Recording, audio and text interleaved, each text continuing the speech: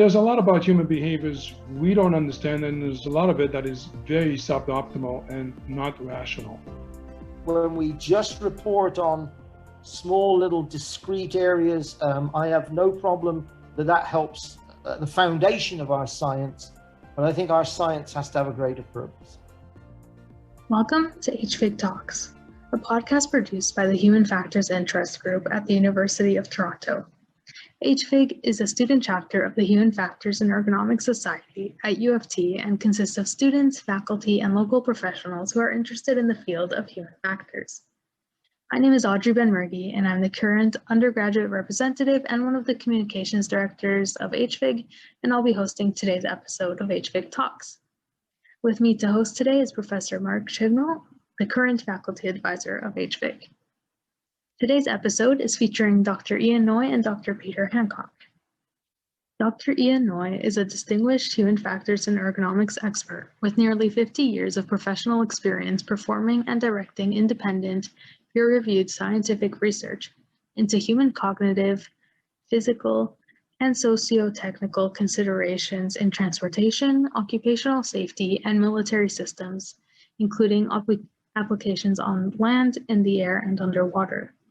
He has published more than 170 scientific and technical reports and conference and journal articles in areas related to human performance and safety, such as driver distraction, fatigue, and the effects of alcohol and marijuana.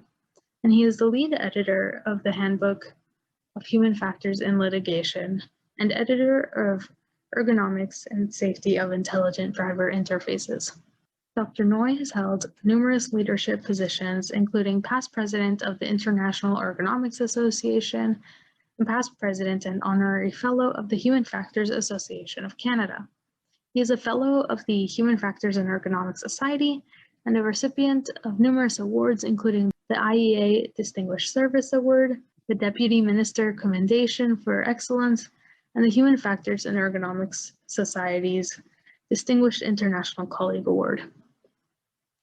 And on the other hand, we've got Dr. Peter Hancock. Dr. Hancock is Provost Distinguished Research Professor in Department of Psychology and the Institute for Simulation and Training, as well as at the Department of Civil and Environmental Engineering and the Department of Industrial Engineering and Management Systems at the University of Central Florida. In 2009, he was created the 16th ever UCF University Pegasus Professor, the institution's highest honor, and in 2012 was named the 6th ever University Trustee Chair. He directs the MIT2 research laboratories, in addition to many other leadership positions he's held throughout his career.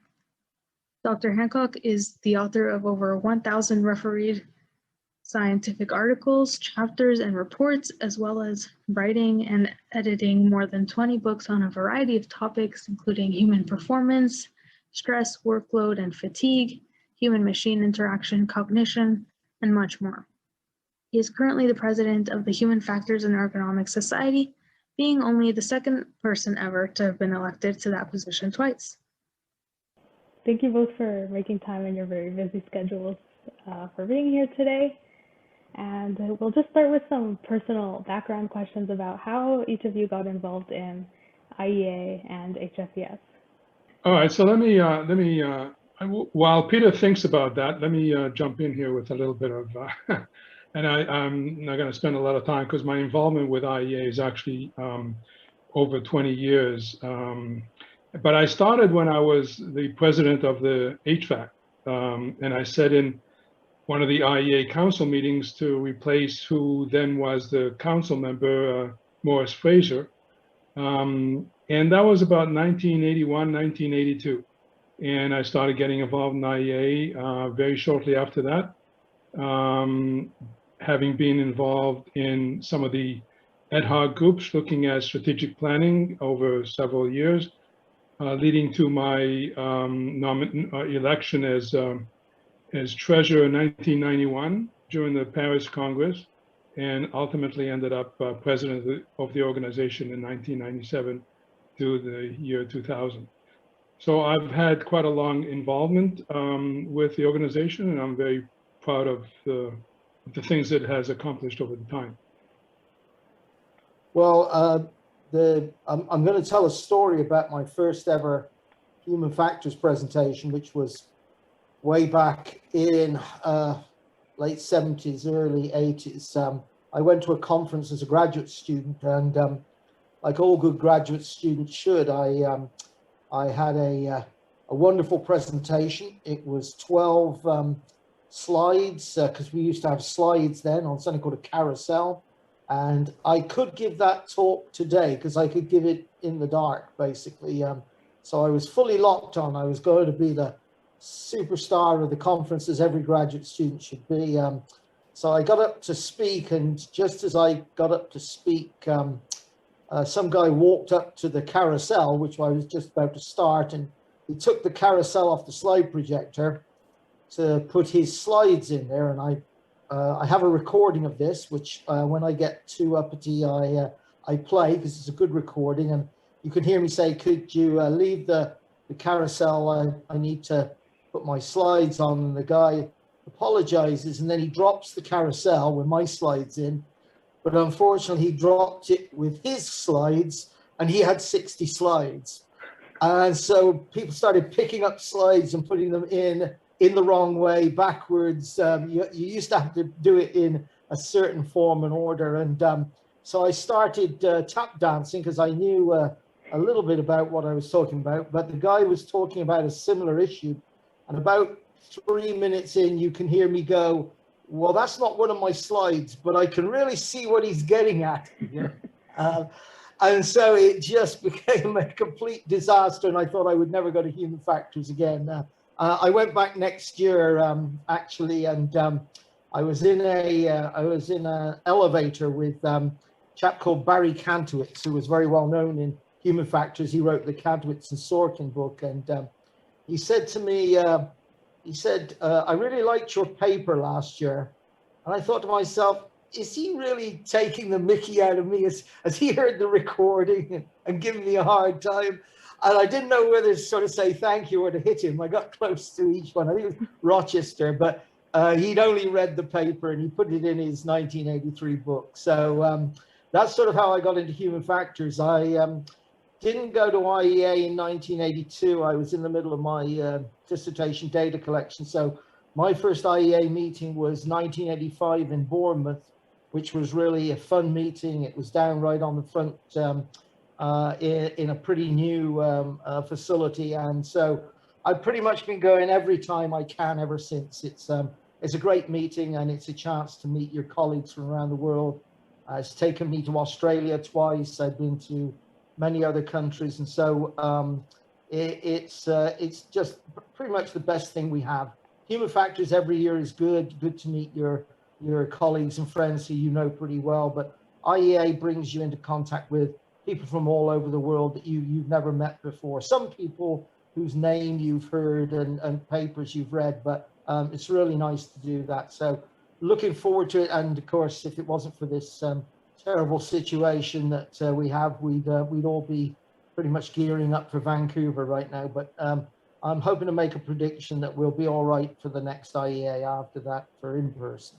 Yeah, Bournemouth was a good meeting. There were several people I got a chance to meet there that I wouldn't. Some of the people who were sort of now sadly gone, people like Alan Wisner, I think, was there, and some of the other famous names of the society and of the discipline. So as I'm presumably speaking to the future, both literally and figuratively, I would just suggest to all the students and graduate students and undergraduate students, find a way to get there. We, in my lab, we talk about innovative ways of being able to do that. Students always plead poverty to me. They're always going, oh, well, I'd love to go there, but when you knock down a few of the buts, and there are sort of local and national ways to do that, then it's very important. It's an investment in yourself.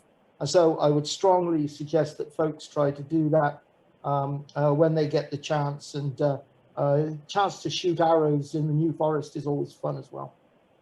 I believe Ian was a student with Neville Murray, which is one of the ways I first got to know Ian. Was that I think his was doing he was working with Transport Canada. I'll see if I can do a pencil sketch of Dr. Noy. Yoram, I believe I'm going to get close to accuracy here. So Neville Murray was just one of the leading lights of ergonomics internationally. He had been at the University of Illinois, the University of Toronto. In fact, I think he'd been at Toronto twice. He was at University of Stirling. He even spent time at Surrey and also a university in northern France. So Neville was just a wonderful individual and a great. His knowledge was fairly wide, and he wasn't only concerned with ergonomics, but that was the context in which I first met Ian. But we were on the same platform in IEA in 2000.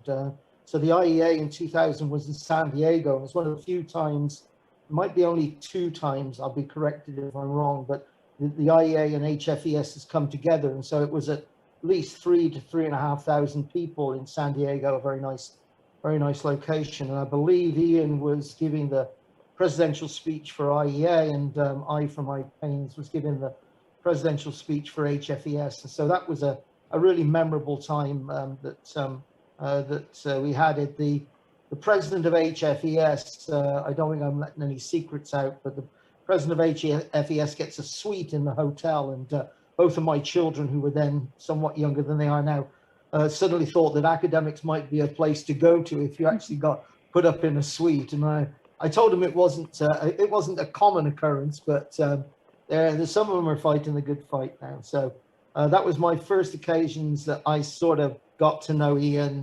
Neville had done the 1979 book on mental workload, the NATO book, and so he was very, very well thought of in that area. And I had worked initially with Naj Mashkati on workload, which is a sort of next book in the series, I guess. So that's how I got to know Ian. And of course, transportation, I was always interested in driving issues and driver responses. So it's interesting. First of all, let me just say that I think, while the HFES president may get a suite during the annual meeting, it's not free. I mean, you work hard for that. So I just wanted to put a little plug in for that. You mentioned Neville Moy, and it's a good segue into something I wanted to relay, and that is that just about everybody that I know in the field kind of fell into it from different places. And it's kind of a unique situation because it's not something that you aspire to be when you go to a high school or whatever. You don't want to be a human factors person, and many people don't actually become interested in human factors until later in their educational career or even beyond that. And I must say, when I started with the University of Toronto, my first priority was engineering science. I was going to be a nuclear engineer, and I got interested in attention and mental models and so on in my 4th year, because I started losing my ability to visualize particles with no mass, and so physics no longer held the same interest to me as now this new area of man-machine systems. And I eventually did my doctorate with Neville Moy, and I must say that that has given me a unique perspective, because Neville insisted that half of my coursework would be done in the Department of Psychology. I was in the Department of Industrial Engineering, but he had a cross appointment with psychology, and so he put me with in courses dealing with human information systems, memory, even cellular biophysics and things of that nature, experimental psychology, statistics, and so on. Topics that I wouldn't, in the course of my studies in industrial engineering, would come across. We had decision theory and so on and so forth. So the combination of engineering and psychology, in my case, led to a very unique perspective, I think. And I think, but it's unique to me, but I think the point is that everybody who's in the field comes to it from a unique set of circumstances that give them a different different outlook or different perspective on what the field is all about and how it relates to our normal everyday life. So can we have a reality check here? Because I heard at one time that if you look at The Simpsons, Homer Simpson works in a nuclear power station, and I had heard You somehow. always read the comic books. I don't read comic books. No. This is even more. It may be an urban legend, but somebody may be able to check it out. But I heard that Matt Groening, the guy who is the sort of one of the minds behind The Simpsons, actually took classes with, or a class with Neville Murray, because Neville was talking about all the fallacies of nuclear power plant operation, because of course 3 Mile Island had gone on not too long before. So maybe somebody can look back through the records at UT and find out whether that was correct or not. So that would be interesting to recover, because The Simpsons have been on, I think, since my children have been born, so a long time. It's interesting. I can certainly certify that Neville was part of a panel that looked at the 3 Mile Island disaster, and they came up with a set of recommendations. There's sort of a cadre of people in the age of people like Pugh and Sheridan and Sanders and Murray, who were extremely generous with their time and their knowledge, and that's one of the great things you find in human factors. I think you're right, Ian. I think, Audrey, it's an advantage, it's a strength to the discipline. People do come at it from very different directions. So I myself started off mostly in kinesiology and motor control and movement control, and the way I got into it was haphazard, to say the least, but I've never been unhappy about that. I've always felt and always appreciated that we had a very welcoming group, and I think that goes for everyone. I always have a great time when I go to the Canadian group. I always feel very welcome and at home when I go to the English group, and even several folks on the continent, the HFES TG that is part of HFES Europe is a great place to go to. So yeah, being amongst good people for your career is an important thing. Definitely. I think it'll definitely resonate with a lot of people, that people come from so many different angles, and that only enhances the field, if anything. And along those lines, there's also lots of different applications of human factors and ergonomics. And the question is, how does human factors and ergonomics societies encompass all of these different applications? Well, I can tell you from the IEA perspective, as is true for HFES, not so true in Canada, is that they have specific committees that sort of group around specific interest areas. The IEA has about 28 different technical committees. HFES, I don't know, Peter, you must know how many technical groups there are in HFES, but that's in a sense developing communities within the community, basically, where people can support each other and exchange information that is relevant within the group. So you are right. In fact, one of the, in my mind, one of the perennial questions is, somebody who's specialized in sort of user experience, so kinesiology, or are they really human factors people, or do you need to have like a broad spectrum of knowledge across the field, from the physical, the cognitive, the organizational areas of human factors, to be a well-rounded human factors? Who can claim to be a human factors ergonomist? And aside from Peter, I don't know anyone who's very well versed in all of the various aspects of human factors and ergonomics. So it's maybe a bit of a pipe dream or a goal, but I don't think anyone's really achieved that level of knowledge.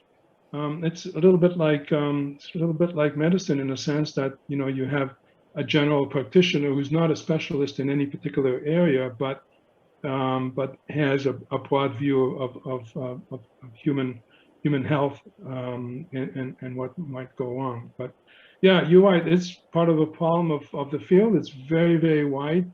And in fact, there is some discussion.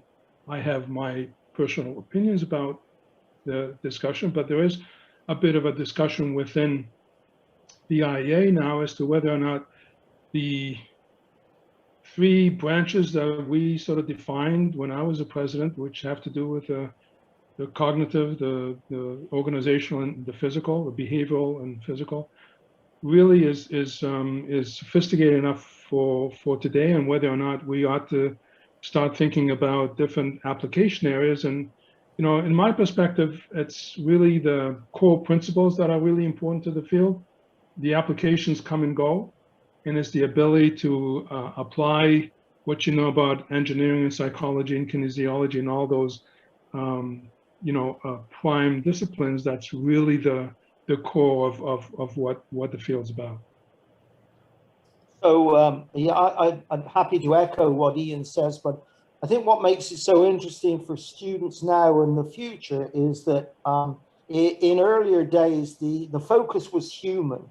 And so it would be human psychology, human ergonomics in terms of the anthropometry, the biomechanics, and even the sort of systems development, which has come along later, is largely human focused. But I think the great challenge of your generation, Audrey, and beyond, is that we're starting to see a sort of surrogates and avatars for those. So I think the AI, ML, autonomy sort of branch is beginning to try and talk about how you can instantiate human capacities on machines.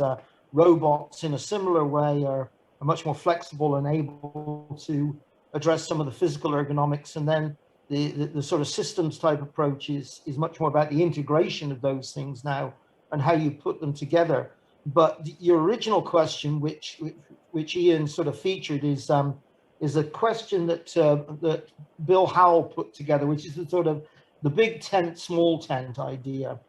So, for example, one thing that I admire greatly, even if they don't actually see this, is that the British Ergonomics Society, as was, is now the Chartered Institute for Ergonomics and Human Factors. And so it's a royal charter, and to be a chartered member, you have to not only have certain skills, but you have to have continuous learning, as a lot of organizations do. But chartering is unusual in England. It's not a widespread thing. It's difficult to get, and I think the Ergonomics Society spent 15 years trying to get that status. Now in the US, we have BCPE, the Board of Certified Professional Ergonomists, and that arose because HFES, I think, would not grasp the nettle of certification. So they wouldn't, they were worried, I know, about the legal ramifications. So what happens, as Professor Noy says, when someone who's a very well-versed, let's say, a rehabilitation engineer comes along and says, well, you can't not call me a human factors scientist because I do rehabilitation. So the question that Howell asked was, well, can we exclude those people? Is that what we want to do? And I think from my general point of view that human factors and ergonomics is an inclusive entity. We welcome those people in, and your question really went to domain specific knowledge. So one of the things a human factors person has to do is they have to master those sort of central pillars of understanding, which come from some from physical ergonomics, some from cognition, experimental psychology, and some from even organizational psychology and parts of industrial engineering. But then quite often you're asked, either as a forensic individual or as a research scientist, you're asked to try and master a domain area that you're going to work in. So it might be aviation, it could be nuclear power, as we've talked about. And the thing I want to emphasize here is approach such things with humility, right? Please don't walk in the door and say, I am the human factors person with all the answers.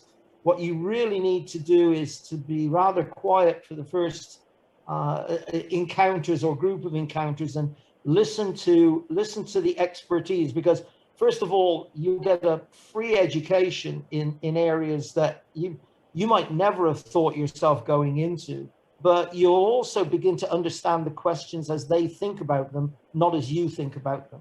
And so I think we have lots of domains, and I think there are commonalities across domains, and I'm constantly sort of moving between different domains and trying to pull out the things to say, oh, you know, those people have very similar questions to you.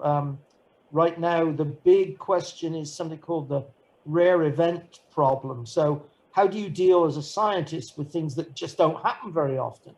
I mean, you can't go into a lab and just try and have repeated trials, maybe 200 or 300 trials of something that's extremely surprising and might happen 2 or 3 times in a lifetime. So that happens in marine areas, it happens in aviation, it happens certainly in road transportation, but also it happens in things like the medical areas. So find yourself a pillar that you are going to master in the first place, and then try to attach 2 or 3 domains. Think of it as a sort of flower model, that the central bud is your core knowledge, and then having at least 1 to 2 domains, and 3, I think, is probably a good cross-fertilization, that you get yourself an opportunity to see the wider picture.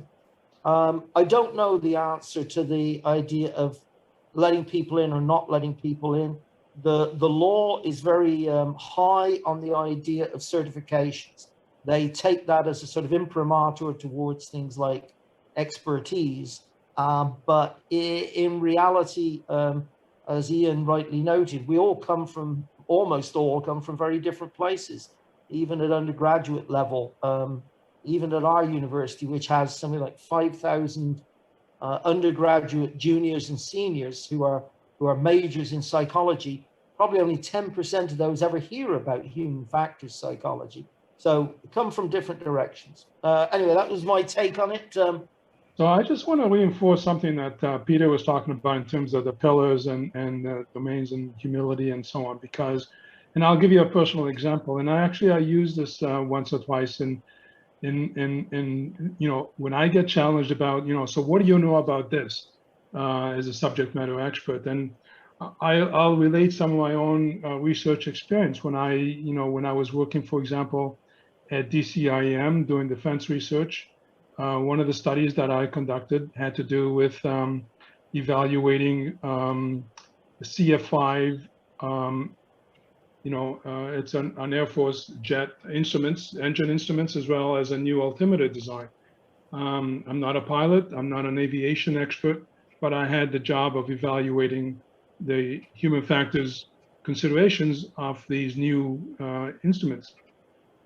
And I did that in conjunction with a test pilot who did know the CF5 inside out and the training and the mission, the kinds of missions that they and how they use those instruments during their flight and to accomplish their mission.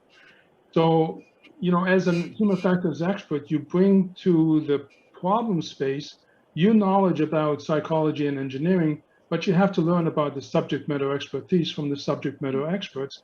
And so I think one of the things I wanted to relay is that I think in the future, this whole question about little tent, big tent is really more about developing teams of people with the relevant specializations and expertise that can come together and address the questions that may be. I think it's beyond any single individual to represent the field, as it were. And I think it's really important to start thinking about, you know, compatible skill sets and how they might work together and so on and so forth. It's not something that we have spent a lot of time in the field talking about, but I think, because when we talk about teamwork, we talk about human factors as part of a larger team, you know, a design team and a user team and so on.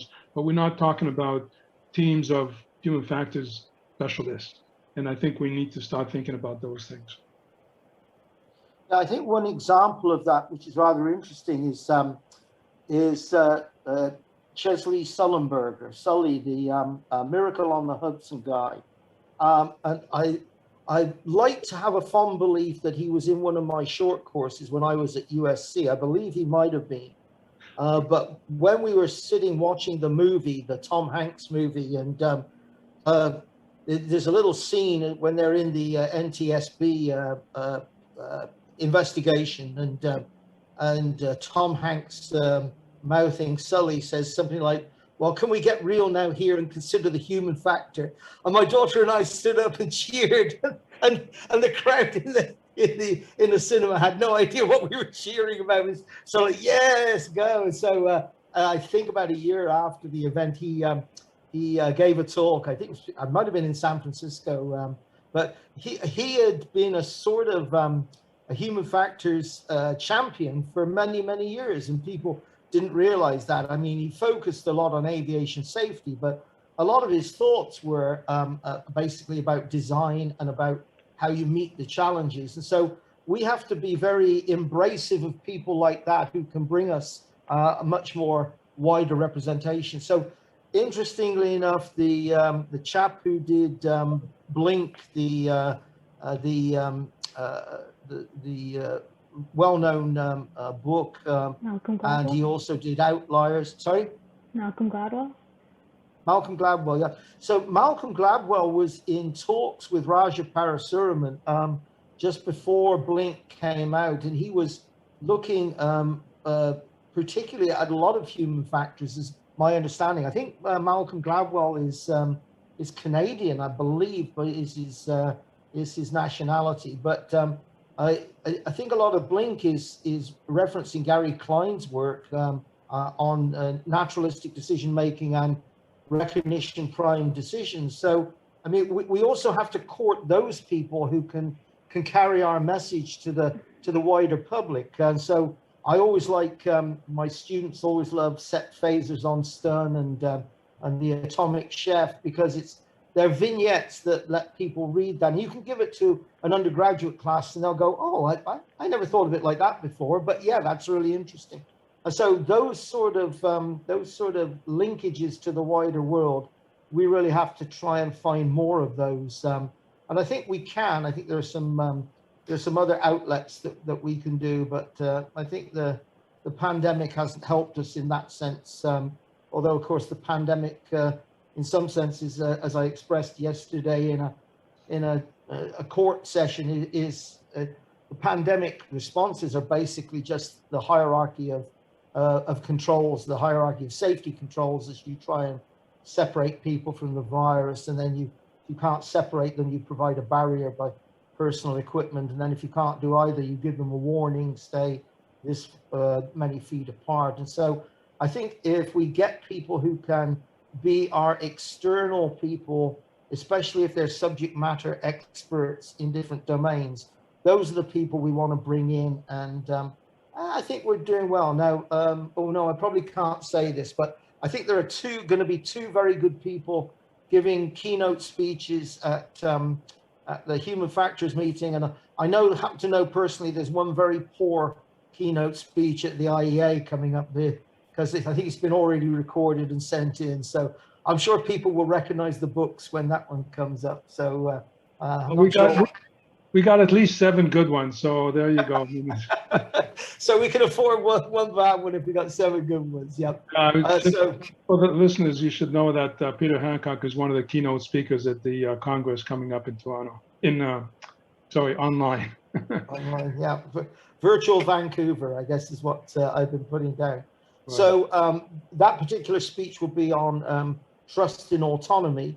But again, as Professor Noy is bringing up so rightly, I mean, we also need to take the broader view. And so not only can we focus on the sort of the proximal problem, but I think what your generation is starting to see is a much more systems-based analysis of the effects. And it's something that people like David Woods have been asking for us for a long time, is that when you change one simple part of the work system, you don't just have discrete effects, you actually have sort of interleaving and broadening effects.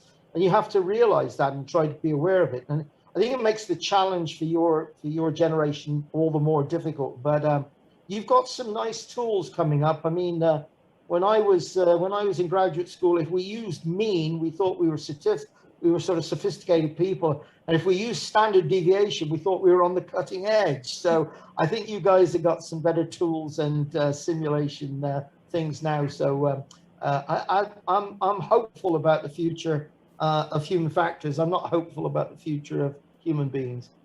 So Peter, let me ask you a question. Actually, I've been mulling this over for some time, actually, and I don't have a really good answer to it. And that is, if you read papers by, for example, Jan Dool about this directions of human factors and the strategy for the field and this and that. And I think a lot of people who read that have the sort of belief that they can act as agencies for change in society and so on. And I question whether that's true. I think most human factors people, at least the majority of the ones that I know, they may be working for a particular organization or maybe academia or whatever, and the problem space is defined for them.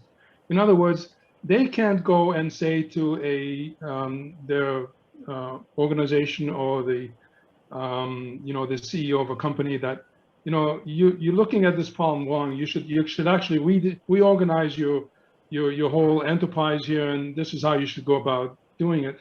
They're not interested in your views about how they should organize it. They're interested in your views about the particular problem that they hired you to look into. And so I think it's a little presumptuous of some of the people in our field to think that, yeah, if we can co-opt people or enlist people or develop a new strategy of deal, that we're actually going to be successful, because we don't have that affordance. We don't have, no one's calling on us to change the world. And that's, that's something I've been struggling with. I remember many years ago. I got to jump in there before I forget everything I'm going to say, because you're perfectly correct. So in a recent applied ergonomics paper that I had called the humane use of human beings. So it was an homage to Norbert Wiener's book, The Human Use of Human Beings. And so in there, I discussed the problem, which I think is an interesting problem in cybernetics, which is why it was a special issue in relation to cybernetics. And that is that what you get is local optimization. And if you get enough local optimization in restricted spatio-temporal areas, you get global dysfunctionality. Because in the end, they have to compete against each other. And so, Ian, I think you're perfectly correct, is that in any one constrained situation, what's being searched for is local optimization, and mostly in terms of return on investment. Even with things like military systems, they want return on investment, even if they don't have shareholders per se. And so one of the great problems for a beginning ergonomist is you take a job and you're told this is what your job is to do, right? And it's what at one time we called putting lipstick on the pig, right? Is that you have something that you're not really convinced is a wonderful thing to do, but your job is to make it ergonomic with a capital E or small e or whatever it is. So I think we have to fight that. And I think, so in my effort, I'm very aware of the Dole paper, which in fact is one of the more cited papers in ergonomics, and it contained a lot of interesting information, but a lot of good people were contributing to it. But the real thing I think we have to grasp is that we have to raise our game to the ergonomic system of all systems. Now that's very hard, because we then dilute what we are doing. So let me give you an idea of what I'm doing in relation to that. So first of all, my human factors presidential speech in October will be on this issue. And I've taken my inspiration from somebody we've already talked about, which is initially Neville Murray, who wrote an article from his 1994 IEA keynote speech, which is in ergonomics. And then a short time afterwards, another famous individual, Ray Nickerson, wrote a book called Looking Ahead. And so I think we have to think as a society, not necessarily at each individual level, but as a society, we have to think about how we live up to the standards that we've set ourselves. So a good one is the quality of life. So if you look at both Human Factors and Ergonomic Society and IEA, one of the things in the vision statement is how we improve the quality of life. And so on a global scale, you have to ask, well, whose life? Whose life are we improving the quality of? Now, if it's only sort of middle-class people in so-called developed countries, then I think we're a little bit traducing our aim that we should be doing. I thoroughly agree with you, but I think we can also be advocates outside of our work. So I think people can work on things, but ask themselves at the same time, is this the best thing to do? And if it's not, I mean, they have to then decide whether they're going to keep pursuing that as an individual or whether they move to something else. And I think that's a question of personal morality. But let me just finish this with saying that the problem is a human factors problem. So if you look at all the existential problems, or sometimes called the NAE, large-scale problems that we face, they're almost exclusively human factors problems, because they are how people behave in relation to the technology and the environment that's around them. Even though that technology might be so-called primitive, or sometimes it's much more extensive and complicated. But the point is, it's a human factors problem. Now, as Ian talked about earlier, you know, the original human factors situation was one person, one machine, or one computer, and that was what you were looking at.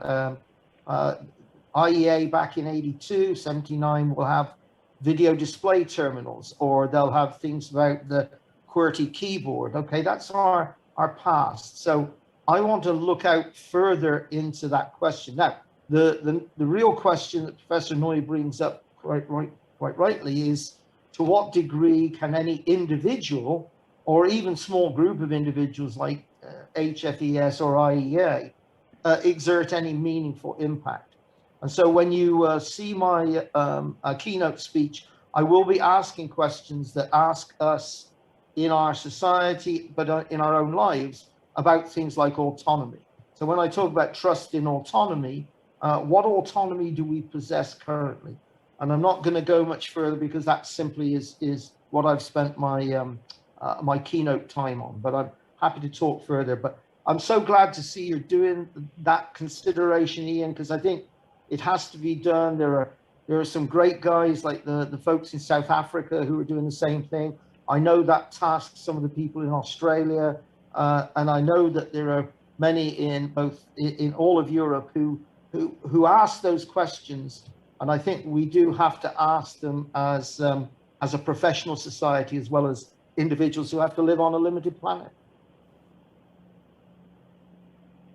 Yeah, no, I agree, Peter. I think the people who have I would say, the degrees of freedom to think about those kinds of things are people who already have tenure, because I think when you're struggling for grants and this and that, you basically do the research that your sponsor wants you to do, basically, and you develop your tenureship on the basis of success at doing that. It's not until you get true academic freedom to sort of go beyond, you know, the real world, that you can begin to think about some of these bigger problems. But I think the challenge remains about, you know, how we as a community can, because it's not strictly a human factors problem. It's political, social, economic. I mean, there are all kinds of dimensions that fit into it. And we're a very, very small part. If you look at human factors community worldwide, there are probably 20,000 of us. There are probably 20,000 lawyers in New York City, for example. So, you know. No, I agree with you. I mean, it begs the question, should we talk about things like the human factors and ergonomics of political organization? Not political organizations per se, not individual ones, but in fact, how we collectively get together and group ourselves. And so this is where it burgeons out into other areas that arguably have a longer history and a sort of a greater imprimatur to say this is our problem. But I mean, I think you're right that we have to do that, and we are only a small group.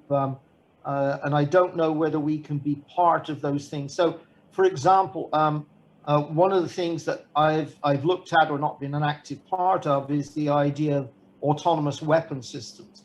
Now, those scare the heck out of me, because if you go back through history, and history is an interesting study, there's been very few, if any, times that somebody has invented a weapon that then hasn't been turned against them subsequently. And with autonomous weapons, you get even worse situations because they could be turned against everybody because they just simply optimize. It's the sort of so-called paperclip problem where the system optimizes everything to do what is essentially a singular goal in a multiple goal environment. So I think we have to have a say in that, which is why when looking at the book I created, I called it Mind, Machine, and Morality. So it's the nexus of those things is we have to look at what purpose we're putting those things to. Now, I got to go back to what I said earlier. One of the things that I've published in this area in a journal called Sustainable Earth, don't know whether it's ever going to be sustainable as a journal, but it's called In Praise of Civicide.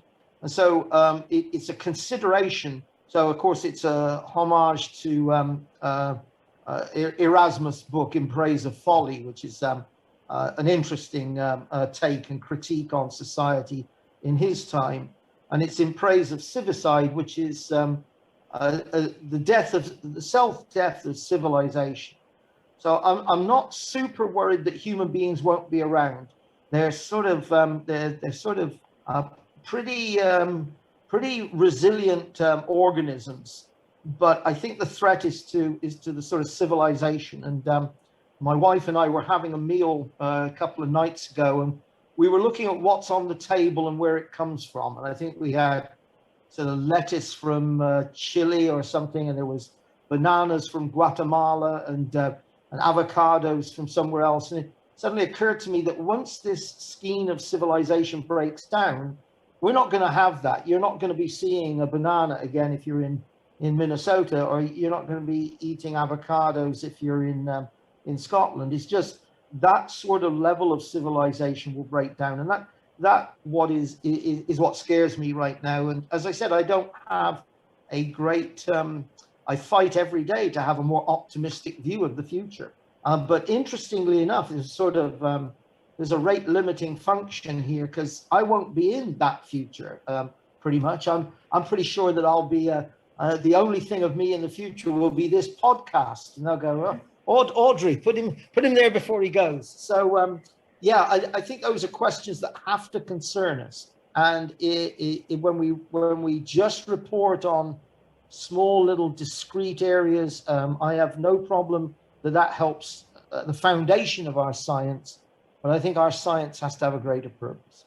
Think about it very locally. Think about it in your own house, right? Each person acts in some senses to self-optimize. So there's the sort of things like the important things like the principle of least effort. And so as you're going around the house, you know, I'm looking for my cup of tea and my wife has just finished off the milk, right? So there we have her optimizing her use of the milk. And there's me trying to optimize my cup of tea. And we bang against each other because the resource is essentially limited. And it goes back to Thomas Robert Malthus and his commentary on Condorcet in the early 18th century. Malthus pointed out something that is you just can't keep using up a limited resource. And in reality, the thing that makes me so pessimistic is there are so many people on this planet, and we're using up too many planets per year.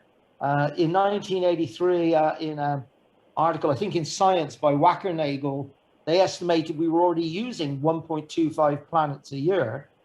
So now that's got to be well up into 1.5 planets a year. We just don't have those. And so you have to try and shape human behavior in the Gibsonian sense so that it shapes towards things that are sustainable. So it's as Ian's pointing out, it's a difficult problem because it's not a human factors problem alone. You have to, it's a problem in education. It's a problem in resource management in general. But the thing is that each one of those entities that you're really looking at up to the present time is human intentionality. And we should be, and we are good at understanding human cognition, human decision making, why people do something that they do with technology. So I still see us.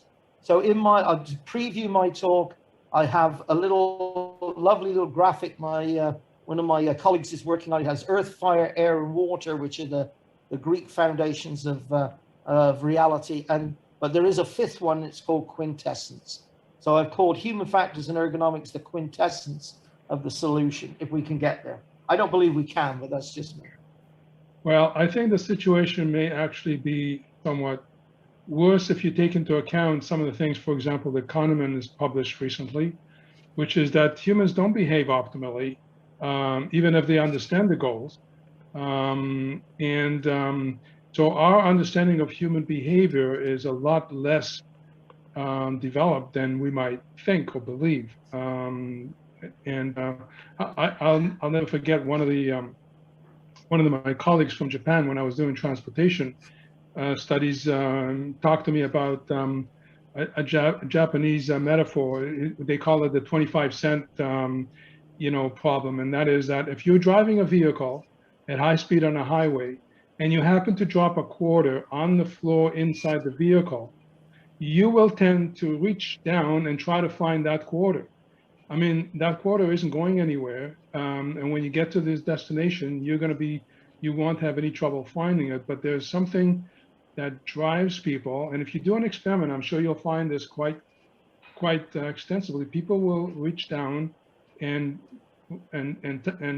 search for that quarter, just as it's something that will drive human behavior. And so there's a lot about human behaviors we don't understand, and there's a lot of it that is very suboptimal and not rational.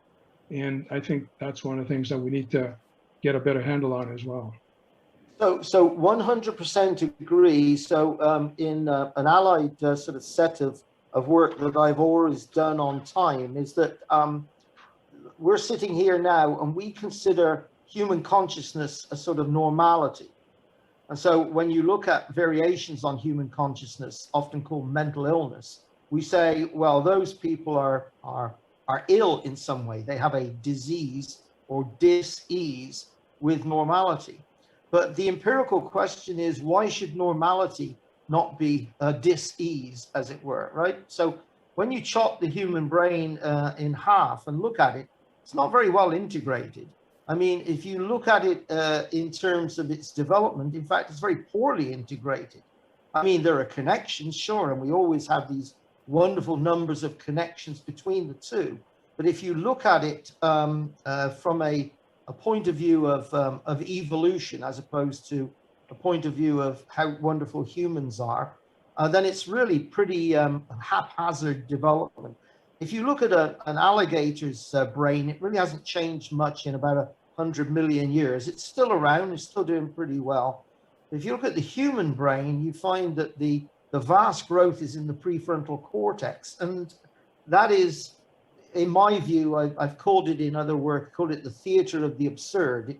It allows you to look at the future, as it were, which is why we're the peak predator on the planet. But it also causes some things which are, as Ian points out, just irrational. And the great step is to go from believing that rational discourse, as we have in science or in our professional societies, is actually sort of beneficial.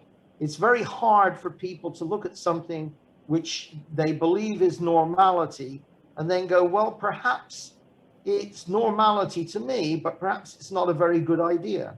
And so then you go back to nature, because nature doesn't really care one way or the other. So nature certainly doesn't care for you, but it really doesn't care much for species either.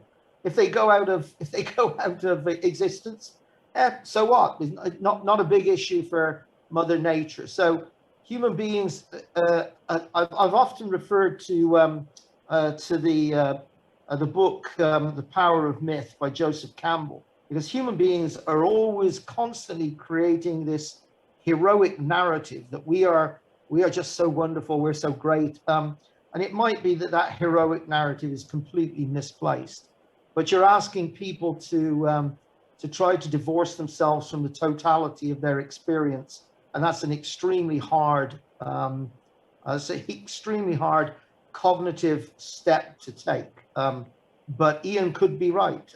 As I wrote in one of my articles, when the last human being leaves the earth, I'm sure that the cockroaches will get together for a party and have a good cheer and go, glad they are gone, right?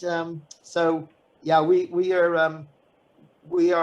a very curious organism, and studying ourselves as we do in human factors and ergonomics is sort of built close to the idea of hubristic, sort of hubristic vanity that worries me constantly. But that's a larger question. But human factors lies in there at some point, because our totality of experience in the modern world is largely technologically mediated. So as we are today, for example. As we were just talking about being connected, even though we're in completely different places, I think we've seen a lot of these changes from COVID-19, like being able to do whole online conferences and just things like that. Do you see these changes having an effect in the future, even once we're through with COVID? And well, I'll leap in on that one, because I know that was one of your questions.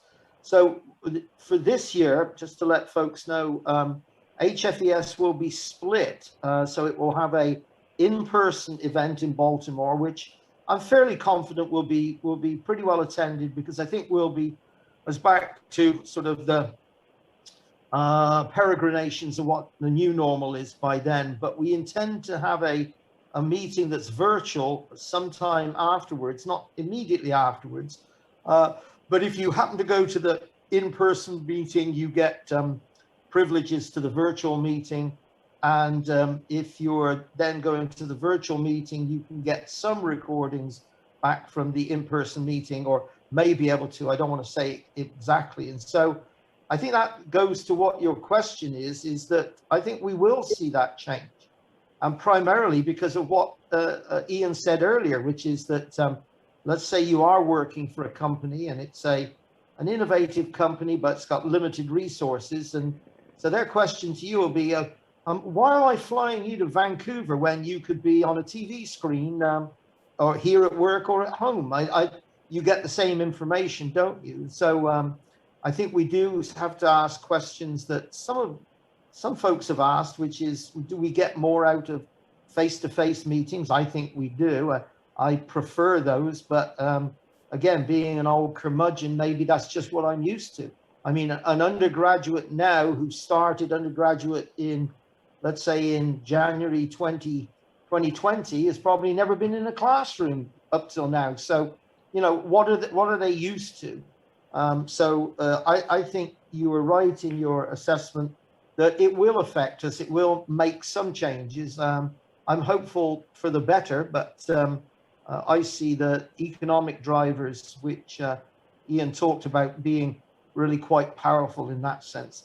And the same thing will happen in education, because educational administrators will see the value of not having to provide a classroom, not having to provide janitorial services, not having to provide maintenance, etc. So yeah, I believe your premise is right. Will it be better? That's a different question. But so I'm happy to concur with you that it will be different. Well, I can just pipe in and say, you know, one of the major difficulties with not having an in-person meeting is because, you know, Peter owes me an awful lot of beers, and I won't be able to collect those beers online. So I'm not quite sure how I'm going to resolve that problem. But he is right in the sense that, you know, when we realized that we might not have a full IEA Congress in person, we came up with a hybrid model, which we've now had to revise for a fully virtual model. But the hybrid model had some very interesting, very positive benefits. And that is that we can bring people in the disadvantaged world to an IEA event who would never be able to go to an IEA Congress.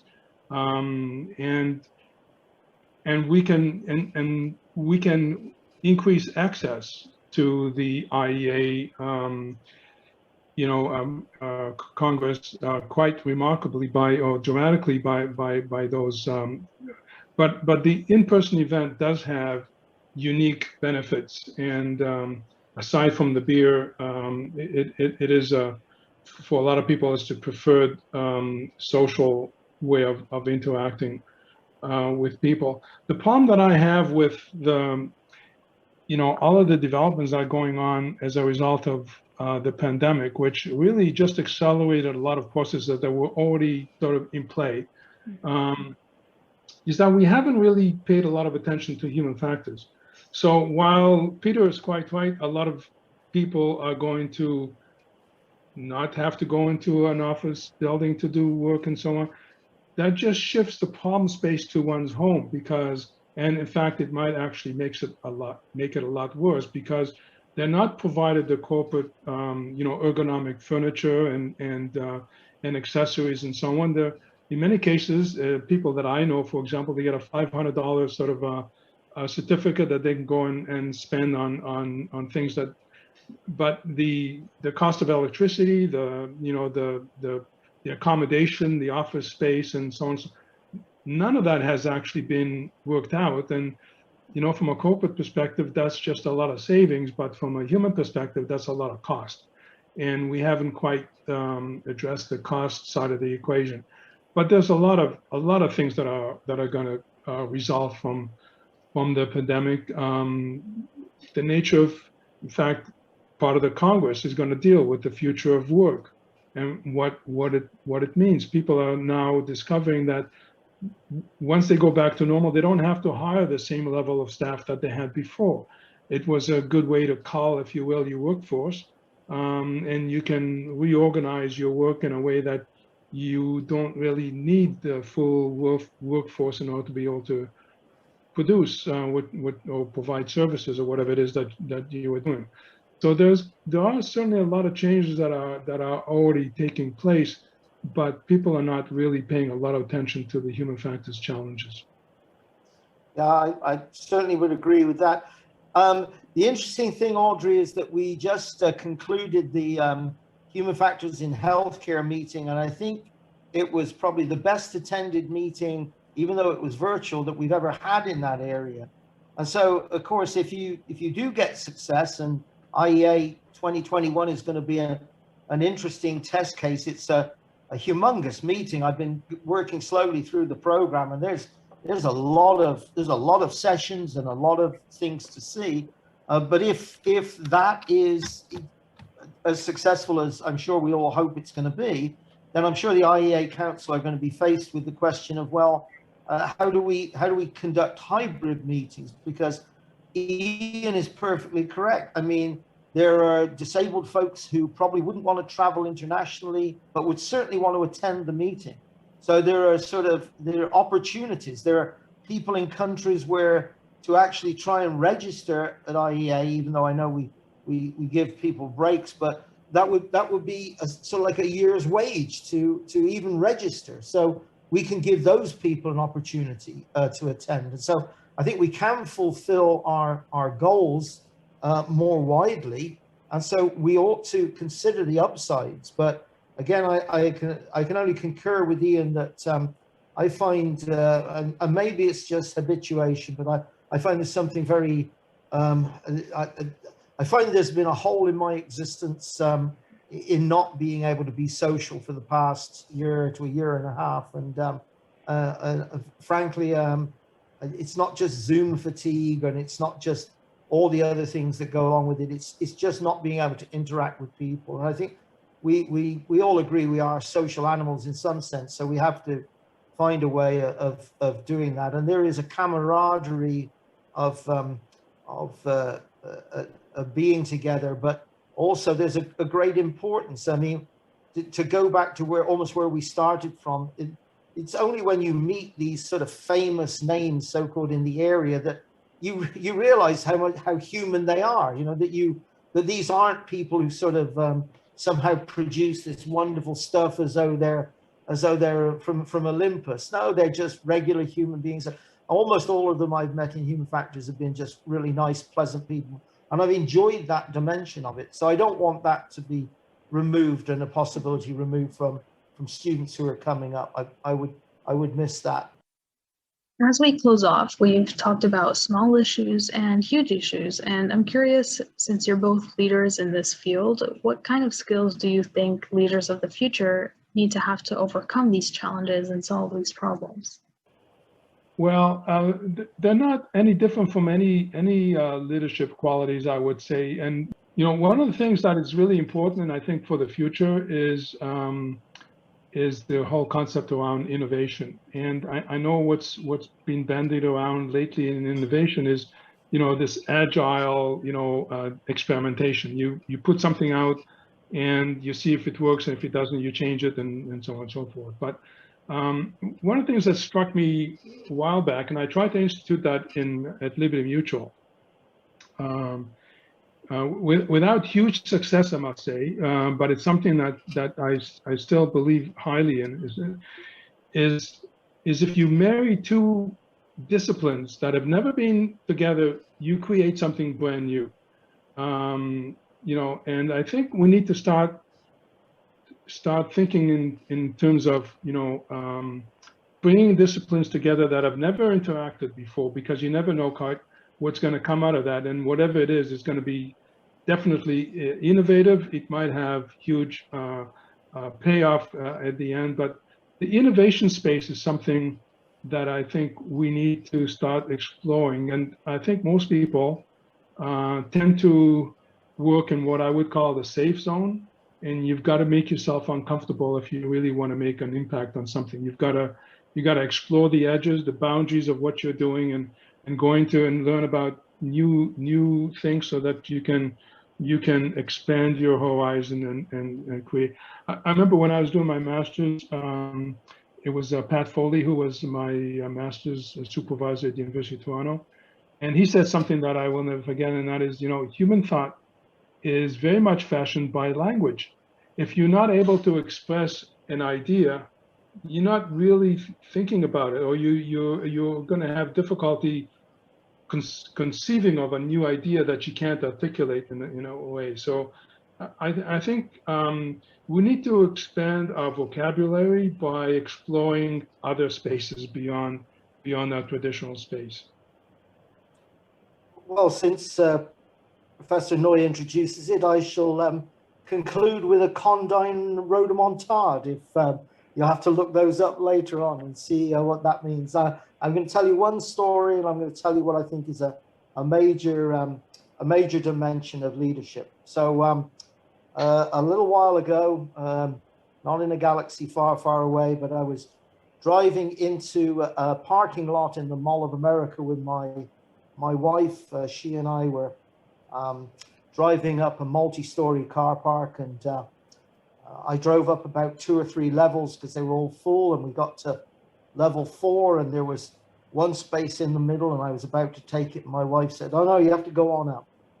And I'm okay, I'm a bit frustrated. We go around the next level, we're on to level 5, and there's a couple of spaces there in the middle on both sides, and I'm about to take one. She says, "No, you got to go on up." And we keep doing this, and we're up to about level 9, and she points a parking space, and it's not too far from the elevator.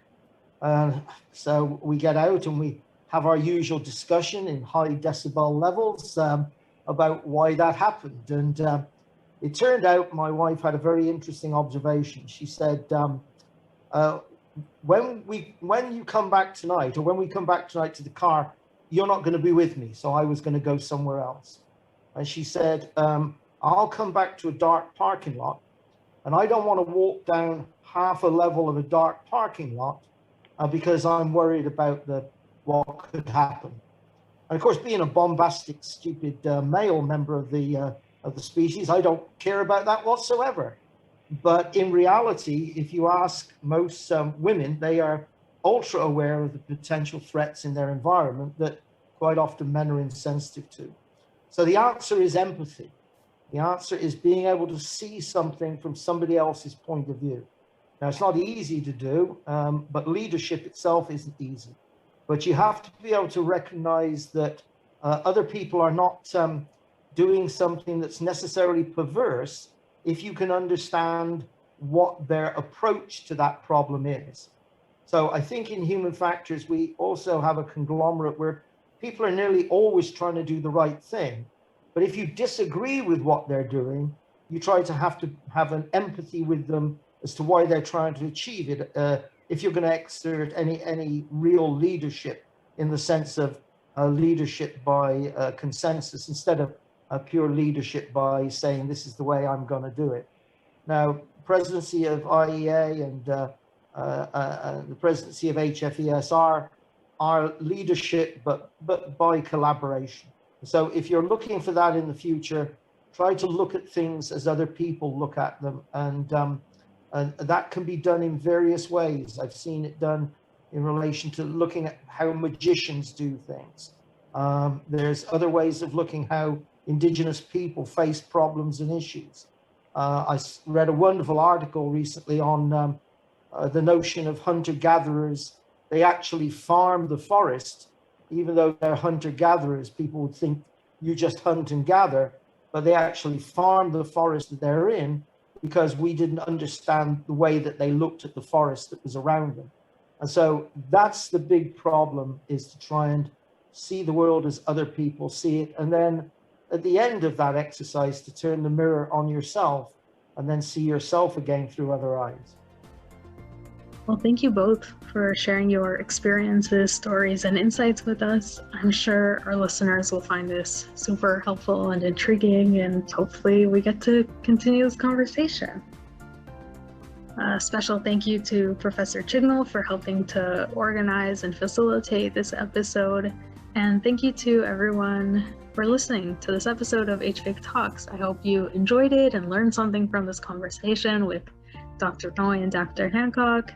And I hope you tune into our next episode coming soon.